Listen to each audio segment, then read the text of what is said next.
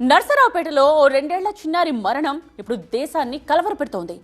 ఆ మరణం సాధారణమైంది కాదు, అసాధారణమైంది. ఎప్పుడో 2021లో అలాంటి మరణం సంభవించింది. మళ్ళీ 4 ఏళ్ల తర్వాత అదే రీతిలో ఓ చిన్నారి కన్నుమూసింది. బర్డ్ ఫ్లూ ఆ 2 ఏళ్ల పాపను బలి తీసుకుంది. జనరల్గా కొందరు డాక్టర్స్ ఏం చెప్పేవాళ్ళు, బర్డ్ ఫ్లూతో పెద్దగా కంగారు పడక్కర్లేదు, అంత ప్రమాదకరం తీవ్రతరం కాదు అని చెప్పేవాళ్ళు, అవునా కదా? మరి 2 ఏళ్ల చిన్నారి చనిపోవడం, వెంటనే కేంద్రం నుండి వైద్య బృందం దిగడం, ఇదంతా చిన్న విషయం కాదుగా. ప్రమాదకరం తీవ్రతరం కాదని ఎలా చెప్పగలం? 2-3 రోజుల క్రితం వరకు కూడా వందల సంఖ్యలో కోళ్లు చనిపోయాయి. బర్డ్ ఫ్లూ లేదు అని అధికారికంగా కన్ఫర్మ్ చేయలేదు. అలాంటప్పుడు సైలెంట్ కిల్లర్గా మారలేదని ఏంటి గ్యారంటీ? ప్రజలకు ఈ భరోసా ఇచ్చేదెవరు? చైనాలో కరోనా వైరస్ గురించి విన్న కొత్తలో అది మన దేశంలోకి రాదనుకున్నాం, వచ్చింది. మన ఎండలకు అది బతకదు అనుకున్నాం, బతికింది. పారాసిటమాల్ ఫినాయిల్తో చంపేయచ్చు అన్నారు, అది మనల్నే చంపింది. ఫస్ట్ వేవ్ వచ్చింది, సెకండ్ వేవ్కి మరింత బలం పుంజుకుని విజృంభించింది. చివరికి అందరికీ సోకిన తరువాత అప్పుడు కరోనా ఉధృతి తగ్గింది. సో ఈ భూమి మీద దేన్నైనా నమ్మకూడదు ఏమైనా ఉన్నాయి అంటే అందులో వైరస్ కూడా ఒకటి. బర్డ్ ఫ్లూ గురించి కొన్నేళ్ల క్రితం ఏం విన్నాం? అది పక్షులకు మాత్రమే సోకే ఒక వైరస్ అని, మనుషులకేం ప్రమాదం లేదని చెప్పారు. ఇప్పుడేం చెప్తున్నారు? మనుషులకు కూడా సోకే ప్రమాదం ఉందన్నారు. జస్ట్ సోకడమే కాదు, చావులకు కూడా కారణమవుతోంది. పల్నాడు జిల్లాలో ఆ 2 ఏళ్ల చిన్నారి మరణం మన కళ్ళ ముందే కనబడుతోందిగా. ఇంతకీ అందరి అనుమానం ఏంటంటే, తెలుగు రాష్ట్రాల్లో ప్రస్తుత పరిస్థితి ఏంటి? బయట బర్డ్ ఫ్లూ బతికే ఉంది, పాపకి పాజిటివ్ వచ్చింది, పైగా సిమ్టమ్స్ బయటపడడానికి 3-4 రోజులు పడుతోంది. ఈ నేపథ్యంలో బర్డ్ ఫ్లూ మనుషులకు సోకినట్ట లేనట్ట? ముందున్న దారేంటి? తీసుకోవాల్సిన జాగ్రత్తలేంటి? ఆ వైరస్కు మందేంటి? దీనిపై అనాలిసిస్ ఇవాల్టి ఎక్స్క్లూజివ్.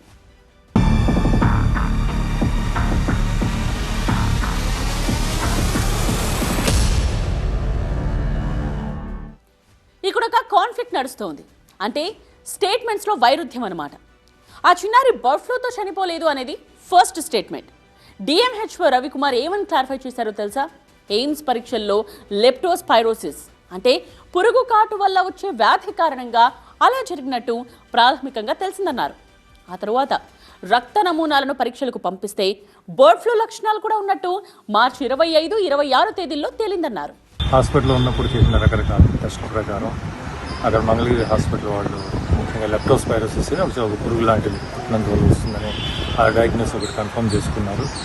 దాంతోపాటు వాళ్ళకు కొన్ని అనుమానాలు ఉన్నందువల్ల కొన్ని బ్లడ్ శాంపుల్స్ అక్కడ పరీక్ష చేసుకొని తర్వాత మా శాంపుల్స్ని పై ఇన్స్టిట్యూట్స్ పంపించినప్పుడు ఈ బర్డ్ ఫ్లూ లైక్ ఇల్నెస్ ఉందని నిర్ధారణ అయింది. దాన్ని అది అంటే ఆ నిర్ధారణ కావడానికి టైం దగ్గర 25-26 తారీఖులో అది రిపోర్ట్స్ వాళ్ళకి వచ్చి వెళ్ళినాయి అన్నమాట. ఇక్కడ చిన్నారి కుటుంబ సభ్యుల మాటల్లోనూ కొంత వేరియేషన్ కనిపిస్తోంది.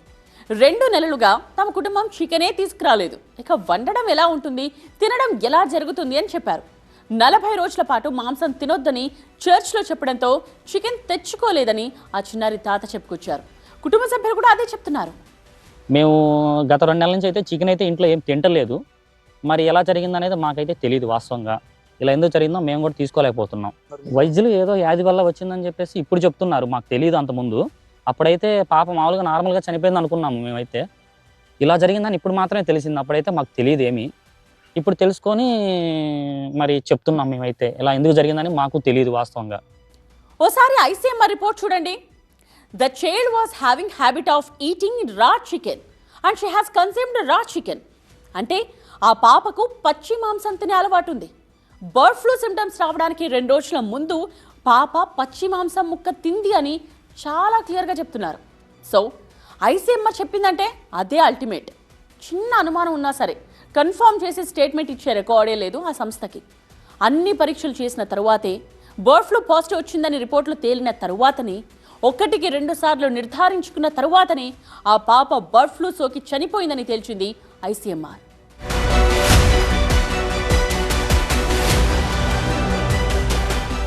రెండేళ్ల చిన్నారి మరణాన్ని తేలిగ్గా తీసుకోవడానికి లేదు, అలాగని భయపెట్టడానికి ఈ విషయం చెప్పడం లేదు. బాధ్యతగా ప్రజలకు ఇంకాస్త అవగాహన అవసరం కాబట్టే ఇంతగా చెప్పాల్సి వస్తోంది. ఎందుకని ఆ పాప మరణాన్ని తేలిగ్గా తీసుకోవద్దు అంటే ఏపీలో బర్డ్ ఫ్లూతో చనిపోవడం ఇదే ఫస్ట్ టైం. ఆ మాటకొస్తే తెలుగు రాష్ట్రాల్లో బర్డ్ ఫ్లూ కారణంగా రికార్డైన మరణాల్లో ఇదే మొదటిది. మన దేశంలో ఇంతవరకు బర్డ్ ఫ్లూ కారణంగా 2 చనిపోయారు. 2021 జూలైలో గురుగ్రామ్లో నివసించే 11 ఏళ్ల బాలుడు H5N1 వైరస్తో చనిపోయాడు, అంటే బర్డ్ ఫ్లూతో. 2021 తరువాత మన దేశంలో బర్డ్ ఫ్లూతో చనిపోయింది నర్సరావుపేటలోని ఆ 2 ఏళ్ల చిన్నారి, అంటే భారత్లో నమోదైన 2వ మరణం అన్నమాట. పైగా చనిపోయిన ఈ 2 కూడా చిన్నపిల్లలే. బర్డ్ ఫ్లూ చిన్నపిల్లల్ని, వయసు మళ్లిన వారిని బాగా ప్రభావితం చేస్తుందని వైద్యులు ముందు నుండే హెచ్చరిస్తున్నారు. ఆరోగ్యంగా ఉండే యువతీ యువకుల విషయంలో అంతగా కంగారు పడక్కర్లేదు, బట్ జాగ్రత్తలు మాత్రం అవసరం. కానీ చిన్నపిల్లల విషయంలో మాత్రం ఇంకాస్త కేర్ అవసరం. ఎందుకంటే జలుబు, దగ్గు, జ్వరం లాంటివి పిల్లలకు కామన్గా వస్తూనే ఉంటాయి కదా అని లైట్ తీసుకుంటూ ఉంటారు కొందరు తల్లిదండ్రులు. కానీ ఏ మాత్రం అలసత్వం ఉండకూడదని చెప్తోంది ఈ నర్సరావుపేట ఘటన.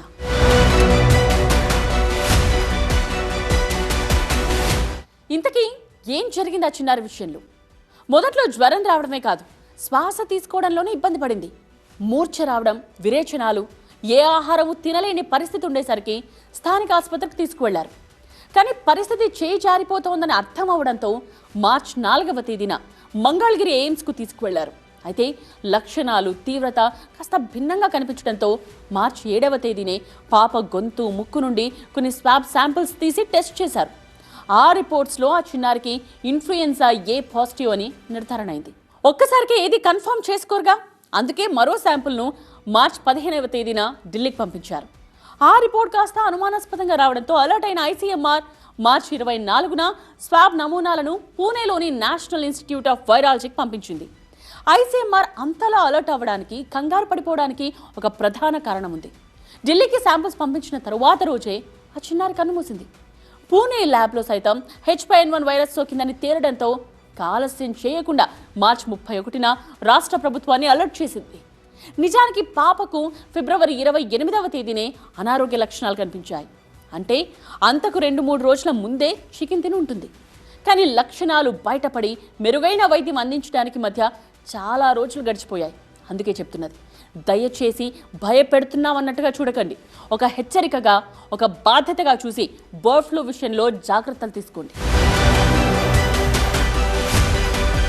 అయితే బర్డ్ ఫ్లూ మరణంపై ప్రభుత్వ, ప్రతిపక్షం మధ్య చిన్న వార్ జరుగుతోంది. బయటకొచ్చింది ఒకే ఒక కేసు, అందులోనూ అది బర్డ్ ఫ్లూ మరణం కాదు అనేది నర్సరావుపేట ఎమ్మెల్యే చదలవాడ అరవింద్ బాబు ఇచ్చిన స్టేట్మెంట్. ఒకవేళ అలాంటిది ఏమైనా ఉంటే ముందుగా ముఖ్యమంత్రి నోటీస్కు తీసుకురావాలి తప్పితే బర్డ్ ఫ్లూతో చనిపోయారని ఒక్కసారిగా బయటకు చెప్పడం అనేది ప్రజలను భయపెట్టడమేనని చెప్తున్నారు. ఎయిమ్స్ వాళ్ళు ఆ రిపోర్ట్ని బయటికి వదిలారు. ఆ రిపోర్ట్ని మరి సీఎం గారి దృష్టిలో పెట్టి, హెల్త్ మినిస్టర్ గారి దృష్టిలో పెట్టి దాన్ని బయటికి రిలీజ్ చేయాలన్నమాట. ఎందుకంటే సడన్గా రిలీజ్ చేయడం అనేది ఒక సింగిల్ కేసు. ఈ సింగిల్ కేసు వల్ల వ్యవస్థ అంతా కూడా పాడైపోద్ది. అందుకని మీడియా సోదరులు కూడా ఒకటే గుర్తుపెట్టుకోవాలి, ఇది ఒరిజినల్గా బర్డ్ ఫ్లూ కాదేమో అని వైద్య నిపుణులందరూ కూడా చెప్తున్నారు. ఇది ఒక వైరల్ డిసీజ్ ఏమని అనుకుంటున్నారు, H5N1. అందువల్ల దీనివల్ల ఎటువంటి ఇబ్బంది లేదు. వాళ్ళ కుటుంబ సభ్యులకు కానీ, చుట్టుపక్కల ప్రజలకు కానీ అందరూ కూడా టెస్ట్ చేస్తే అంతా నెగిటివ్ వచ్చింది. కాబట్టి మరి ఇది ఒక జాగ్రత్తగా మనం మరి మీడియా సోదరులు కూడా ఏ వ్యవస్థ కూడా దెబ్బతినకుండా, మరి కోళ్ల పరిశ్రమ కూడా ఇవన్నీ కూడా దెబ్బతినకుండా మనం చూడాలి. మరోవైపు బాధిత కుటుంబాన్ని పరామర్శించిన మాజీ ఎమ్మెల్యే గోపిరెడ్డి శ్రీనివాసరెడ్డి భారతదేశంలో బర్డ్ ఫ్లూతో చనిపోయిన 2వ కేసు పల్నాడు జిల్లాలో, అందులోనూ నర్సరావుపేటలోనే జరగడం దురదృష్టకరం అంటూ స్టేట్మెంట్ ఇచ్చారు. 2 సంవత్సరాల బాలిక బర్డ్ ఫ్లూతో చనిపోయిందనే వార్త తెలియటం జరిగింది. ముఖ్యంగా ఈ అమ్మాయి ఎయిమ్స్ మంగళగిరిలో వైద్యం పొందుతూ శరీరంలో ఉన్న అవయవాలన్నీ కూడా పనిచేయకపోవటం వల్ల చనిపోయిందని చెప్పి ఎయిమ్స్ వైద్యులు నిర్ధారించి రిపోర్ట్ ఇవ్వడం జరిగింది. ముఖ్యంగా భారతదేశంలో బర్డ్ ఫ్లూ వలన చనిపోయిన 2వ వ్యక్తి అది నర్సరావుపేటలో జరగటం చాలా బాధాకరమైన విషయం, చాలా దురదృష్టకరం. సరే, పొలిటికల్ వార్ ఎప్పుడు ఉంటూనే ఉంటుంది. ఇంతకీ నిజం ఏంటి? చిన్నారి చనిపోయిన వెంటనే కేంద్రం నుండి ఒక వైద్య బృందం రావడం అయితే నిజం. ఐసీఎంఆర్ రాష్ట్ర ప్రభుత్వాన్ని అలర్ట్ చేయడమూ నిజమే. తక్షణమే స్పందించిన గుంటూరు జీజీహెచ్ 8 బృందాలను పంపి పరిసర ప్రాంతాల్లో సర్వే చేయించింది. ఆ పరిసర ప్రాంతాల ప్రజల నమూనాలు సైతం సేకరించింది. ఎక్కడా ఎలాంటి అనుమానాస్పద కేసులు లేవు. అయినా సరే చిన్నారి చనిపోయిన కారణంగా మరో 2 వారాల పాటు పరిస్థితులను పర్యవేక్షించనున్నారు. ఈ వార్త బయటకు రావడంతో రాష్ట్ర ప్రభుత్వం కూడా అలర్ట్ అయింది. విశాఖ, విజయవాడ, కర్నూలులో ఐసోలేషన్ వార్డ్స్ కూడా ఏర్పాటు చేసింది. అన్ని ఆసుపత్రుల్లో యాంటీవైరల్ మందులు అందుబాటులో ఉంచింది ఏపీ ప్రభుత్వం. పక్షులతో సాన్నిహిత్యం తగ్గించుకుంటూ మరణించిన లేదా అనారోగ్యంతో ఉన్న పక్షుల నుండి దూరంగా ఉండాలనే హెచ్చరికలు కూడా పంపింది. అటు బర్డ్ ఫ్లూపై క్షేత్రస్థాయి పరిశీలనలో భాగంగా కేంద్ర వైద్య బృందం పల్నాడు కలెక్టరేట్కు వెళ్ళింది. అధికారులు తీసుకున్న చర్యలపై వివరాలు అడిగి తెలుసుకుంది.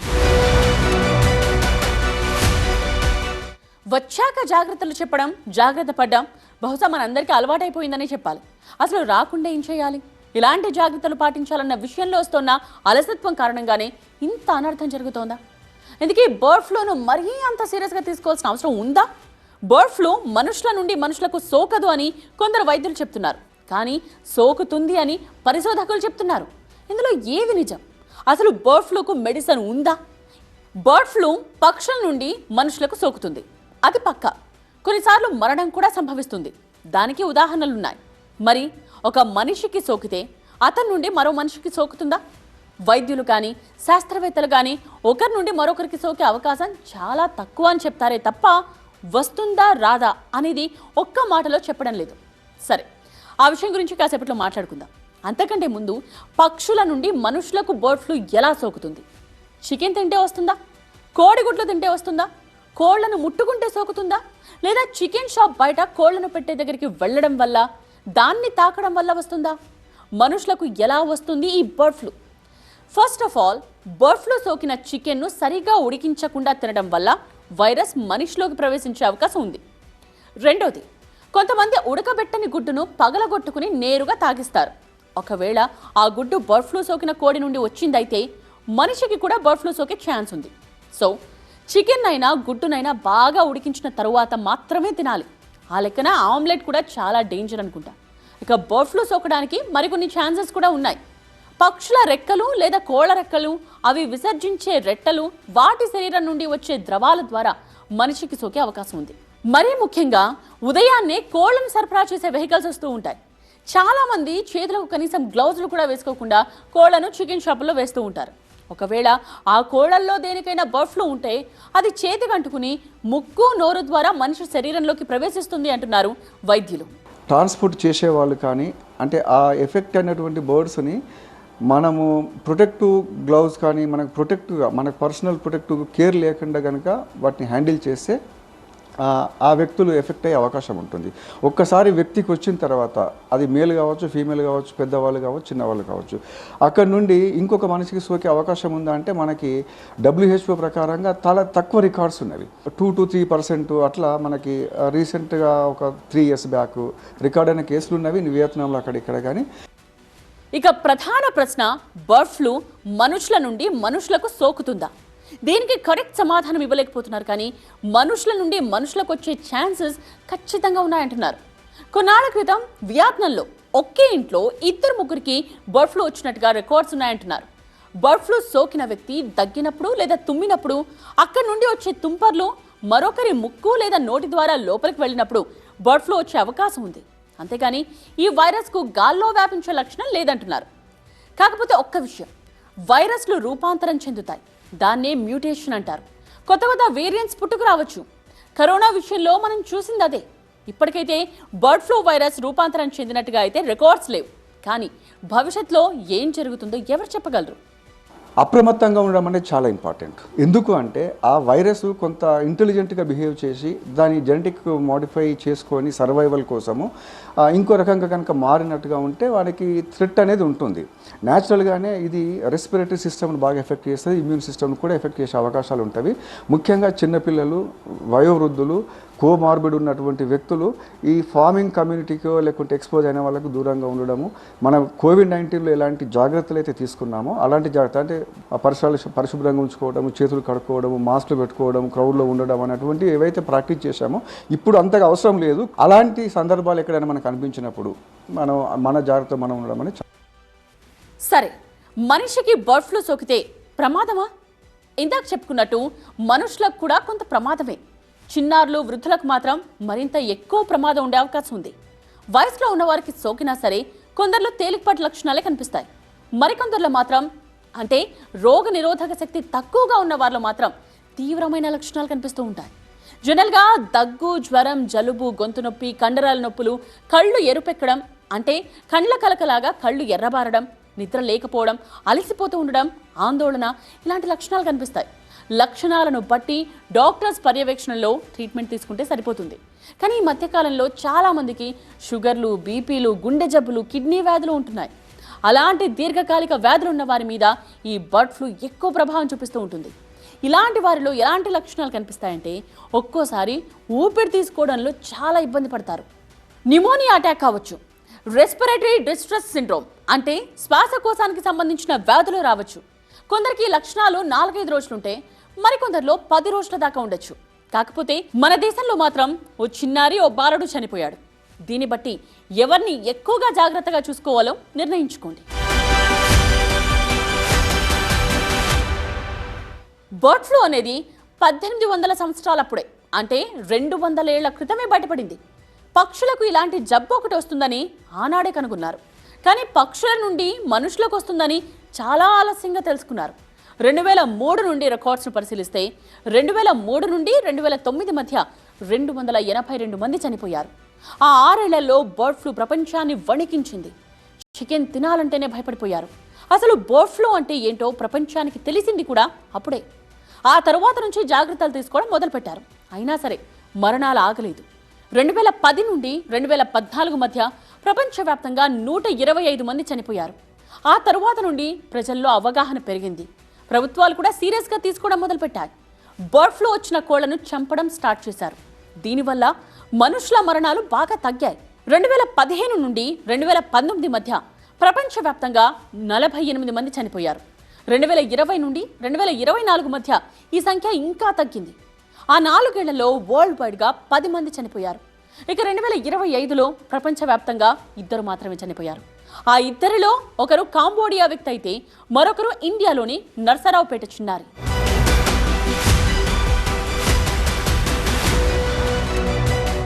ఇంకో విషయం, బర్డ్ ఫ్లూకి ఎలాంటి వ్యాక్సిన్ లేదు. కాకపోతే సాధారణ ఫ్లూ వ్యాక్సిన్స్ మన దగ్గర అందుబాటులో ఉన్నాయి. వాటితో కొంతవరకు అడ్డుకోవచ్చు. అలాగని అదే ఆపగలదని కాదర్థం. సో ఎక్కువ మంట పెట్టి ఉడికించిన చికెన్, గుడ్లు తినడం ఒక నివారణ మార్గం అయితే, చికెన్ షాప్లో ఎక్కడ పడితే అక్కడ ముట్టుకుని అదే చేత్తో ముక్కు, నోరును తాకకుండా ఉండడం మరో నివారణ మార్గం. వీలైతే కరోనా సమయంలో పాటించిన జాగ్రత్తలు పాటించడం అత్యుత్తమం. Please take care. ఇది వాటి టీవీ 9 ఎక్స్క్లూజివ్. దిస్ ఇస్ నేత్ర సైనింగ్ ఆఫ్.